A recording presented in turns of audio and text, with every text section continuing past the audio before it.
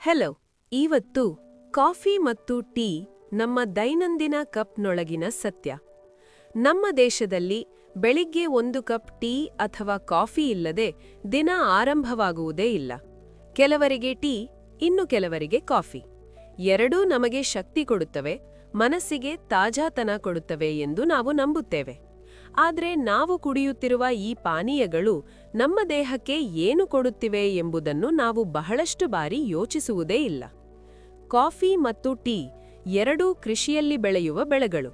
ಅದಕ್ಕಾಗಿ ಅವುಗಳ ಮೇಲೆ ಬಳಸುವ ರಾಸಾಯನಿಕಗಳು ನಮ್ಮ ಕಪ್ನೊಳಗೂ ಬರಬಹುದೇ ಎಂಬ ಪ್ರಶ್ನೆ ಬಹಳ ಮುಖ್ಯ. ಟೀಯನ್ನು ಒಂದು ಸಸ್ಯದ ಎಲೆಗಳಿಂದ ಮಾಡುತ್ತಾರೆ.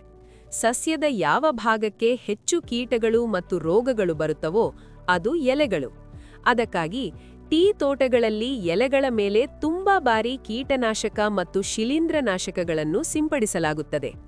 ಟೀ ಗಿಡಗಳನ್ನು ಪ್ರತಿ 7 ರಿಂದ 10 ದಿನಕ್ಕೊಮ್ಮೆ ಕೊಯ್ಯುತ್ತಾರೆ. ಅಂದರೆ ವರ್ಷಕ್ಕೆ 20 ರಿಂದ 30 ಬಾರಿ ಸ್ಪ್ರೇ ಆಗುವ ಸಾಧ್ಯತೆ ಇರುತ್ತದೆ. ಈ ಎಲೆಗಳನ್ನು ಕೊಯ್ದ ನಂತರ ತೊಳೆಯುವುದಿಲ್ಲ.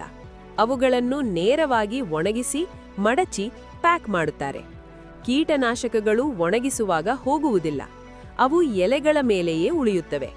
ನಾವು ಟೀ ಮಾಡುವಾಗ ಬಿಸಿ ನೀರನ್ನು ಹಾಕುತ್ತೇವೆ. ಆ ಬಿಸಿ ನೀರು ಟೀ ಎಲೆಯಲ್ಲಿರುವ ಬಣ್ಣ, ರುಚಿ, ಕಾಫಿನ್ ಜೊತೆಗೆ ಆ ರಾಸಾಯನಿಕಗಳನ್ನು ನಮ್ಮ ಕಪ್ಗೆ ತೆಗೆದುಕೊಂಡು ಬರುತ್ತದೆ. ಹೀಗಾಗಿ ಸಾಮಾನ್ಯ ಟೀ ಕುಡಿಯುವಾಗ ಕೀಟನಾಶಕಗಳು ದೇಹಕ್ಕೆ ಹೋಗುವ ಸಾಧ್ಯತೆ ಹೆಚ್ಚು. ಕಾಫಿ ಇದಕ್ಕಿಂತ ಭಿನ್ನವಾಗಿದೆ. ಕಾಫಿ ಬೀಜವು ಒಂದು ಹಣ್ಣಿನ ಒಳಗಿರುವ ಬೀಜ. ಕಾಫಿ ಗಿಡದ ಮೇಲೆ ಸ್ಪ್ರೇ ಮಾಡಲಾಗಿದ್ರೂ ನಾವು ಕುಡಿಯುವ ಭಾಗವಾದ ಬೀಜಕ್ಕೆ ಅದು ನೇರವಾಗಿ ತಾಗುವ ಸಾಧ್ಯತೆ ಕಡಿಮೆ. ಅದಕ್ಕಿಂತ ಮುಖ್ಯವಾದದ್ದು ಕಾಫಿಯ ಪ್ರೊಸೆಸಿಂಗ್.